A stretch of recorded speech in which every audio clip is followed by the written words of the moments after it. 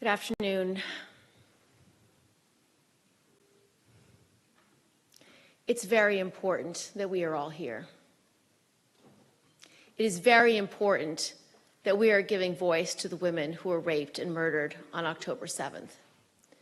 It's very important that we are speaking truth to power at this time and in this place.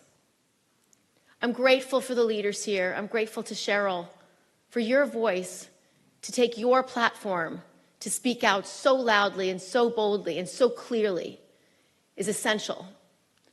I'm grateful for the ambassador, for your searing words, your absolute truth, and your unwillingness to accept silence from your colleagues at the UN.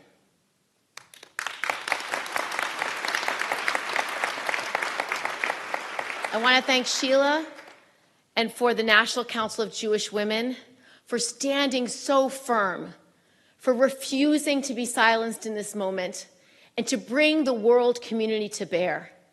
When I saw the list of women's rights organizations who have said nothing, I nearly choked. Where is the solidarity for women in this country and in this world to stand up for our mothers, our sisters, and our daughters?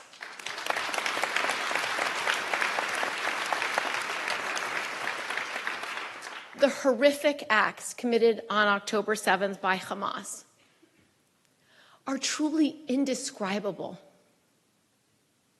I've seen much of the raw footage. It takes your breath away in the sheer level of evil it depicts. You can't unsee when you see it, and it haunts you like no other image you could ever see on a movie screen.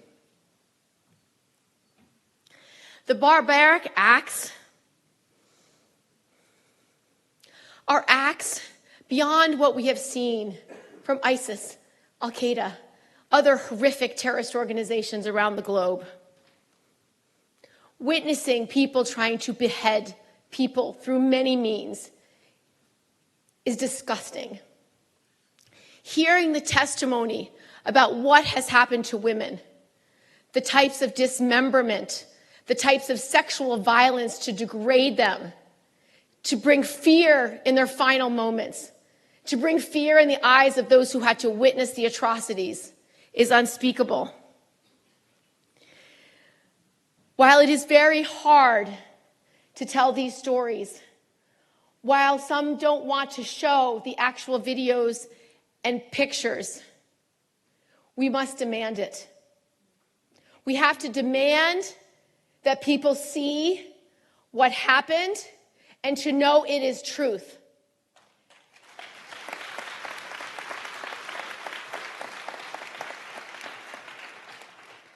We collectively must ensure that the world knows the heinous, horrific, barbaric nature of Hamas's actions. We have to ensure that it is engraved in history for all time, just as when we go to see Yad Vashem and see the memories and the moments and the failures and the cruelty and the horror of what happened during World War II. One of the earliest images that we have been able to see is the attack during the attack was that of Naama Levy. She was being dragged by her hair, her hands tied behind her back, thrown into a truck, blood streaming down her face, streaming down her arms, streaming down her back. Her sweatpants were covered in blood, streaming down her legs, clearly a victim of sexual assault. She was in terror. We've seen photos of bodies of all ages with unspeakable injuries. We've heard testimony of young girls being killed with their pants pulled down and naked, alone, afraid, and in terror. The mountain of evidence, forensic examinations, eyewitness testimonies from survivors and paramedics, video footage from Hamas itself. The words of Hamas declaring victory about the 10 people that he killed to his mother, recorded on his cell phone. It embodies a level of evil we don't see. It's hard to hear. It's hard to witness. The atrocities have evoked horror and despair. I can't imagine what it's like to be a Jewish family today, whether you're in Israel, whether you're in America, whether you're anywhere in the globe, watching this episode unfold in real time, knowing that it is just part of a long legacy of anti-Semitic brutality and inhumanity. For centuries, rape, sexual mutilation, sexual violence have played a grotesque role in the subjugation and suppression of the Jewish people.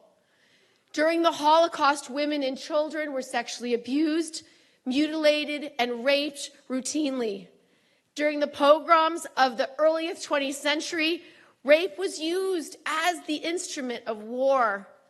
Even in the Renaissance, Italy, rape was used to extort money from families. Make no mistake, this is part of our global history. Rape's been used as a weapon of war for centuries, a deliberate form of torture that serves to dehumanize and terrorize not just the women, but the entire community.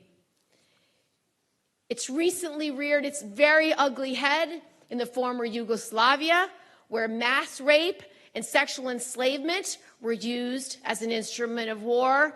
In Iran, the regime's security forces use rape and sexual violence against children in order to subdue women and the population as a whole. In Ukraine, overwhelmingly evidence shows Russian soldiers systemically using rape against innocent Ukrainians. This explains why the atrocities committed on October 7th and the international community's reluctance, even refusal to condemn or even acknowledge them, doesn't just strike fear in the hearts of Israeli women, it strikes fear in the hearts of every woman and girl around the globe. Their bodies are not worth defending. Their humanity is not worth protecting. The world community must do more. It must demand accountability for these intolerable crimes. The United Nations must denounce Hamas as a terrorist organization that uses rape as a weapon of war. The United Nations must live up to its purpose of upholding the principles of international law, and the United Nations must condemn these evil crimes against humanity.